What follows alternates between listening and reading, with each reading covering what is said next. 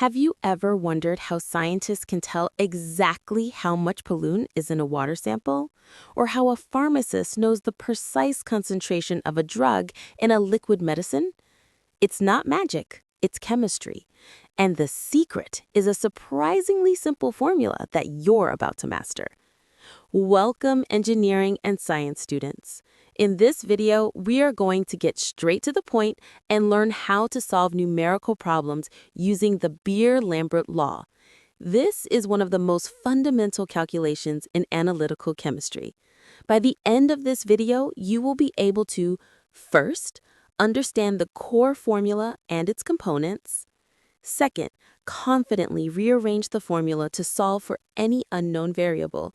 And third, walk through a complete step-by-step example problem, just like you'd see on an exam.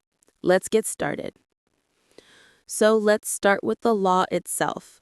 Formally, the Beer-Lambert Law states that the absorbance of light by a solution is directly proportional to the concentration of the absorbing species and the path length of the light through the solution. Okay, that sounds complicated, but here's what it really means. Imagine you're shining a flashlight through a glass of colored liquid. The darker the liquid, the less light gets through. The Beer-Lambert Law just puts a number to that idea. The best way to think about the formula, A equals epsilon CL, is like a simple tool. It's just like the formula for speed, which is distance divided by time. If you know any two of those, you can always find the third. The Beer-Lambert Law is the exact same. It has four parts: absorbance, A, molar absorption, epsilon, concentration, C, and path length, L. If you know any three, you can always find the one you're missing by just rearranging the equation. That's the whole game. To make rearranging the formula super easy, let's visualize it as a magic triangle. Picture a triangle with A for absorbance at the top. At the bottom, you have epsilon, C, and L. So find any variable, just cover it with your finger. Want to find concentration, C? Cover it up. You're left with A on top and epsilon times L at the bottom. So C equals A divided by epsilon L. Want to find molar absorptivity, epsilon? Cover it up. You're left with A over C times L. So epsilon equals A divided by CL. It's that simple. This isn't just a textbook formula. This calculation is used every single day in real-world labs. Biochemists use it to measure the concentration of DNA or proteins in a sample. Environmental scientists use it to detect heavy metals in drinking water. And in medicine, it's used to analyze components in blood samples. It's a fast, cheap, and powerful way to measure the how much of something. Now for the most important part and the place where most students make mistakes, units. For this formula to work, your units have to be consistent. Let's make a checklist. Always check your units before you calculate anything. Convert them first if you need to. All right, let's put this into practice with a typical exam problem. Don't worry, we'll solve this together, step by step. First, let's find the molar absorptivity, epsilon, which is basically a measure of how strongly this chemical absorbs light. Let's list what we know.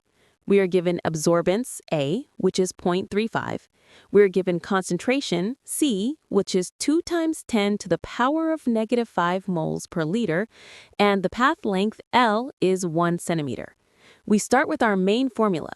A equals epsilon CL. Using our magic triangle, we rearrange it to solve for epsilon. Epsilon equals A divided by C times L. Now we just substitute the numbers.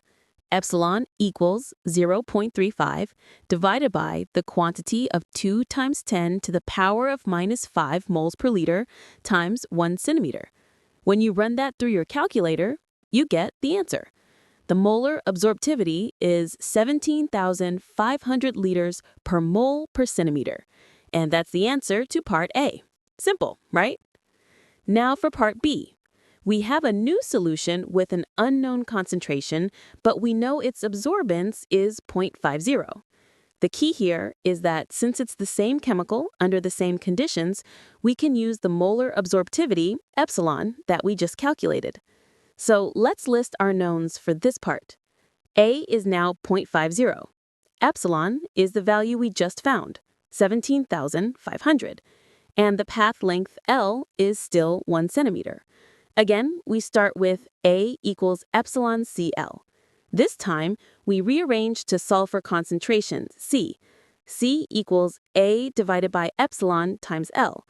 Now, we substitute our new values. C equals 0.50 divided by the quantity of 17,500 times 1 centimeter. Notice how the units work out. The liters and centimeters cancel, leaving us with moles, which is what we want for concentration. Do the calculation, and we get our final answer. The concentration of the unknown solution is 2.86 times 10 to the power of -5 moles per liter. And we're done. So let's do a quick recap. 1. The Beer-Lambert Law, A equals epsilon Cl, is a simple algebraic tool. Don't be intimidated by it. 2. The single most important thing is to make sure your units are correct before you do any math. Concentration must be in moles per liter, and path length must be in centimeters. And 3. With this one formula, you can solve for absorbance, concentration, or molar absorptivity, making it one of the most versatile tools in the lab. If this video helped you understand the Beer-Lambert Law a little better, please hit the like button and subscribe for more straightforward engineering and science tutorials. If you have any questions, drop them in the comments below. Thanks for watching.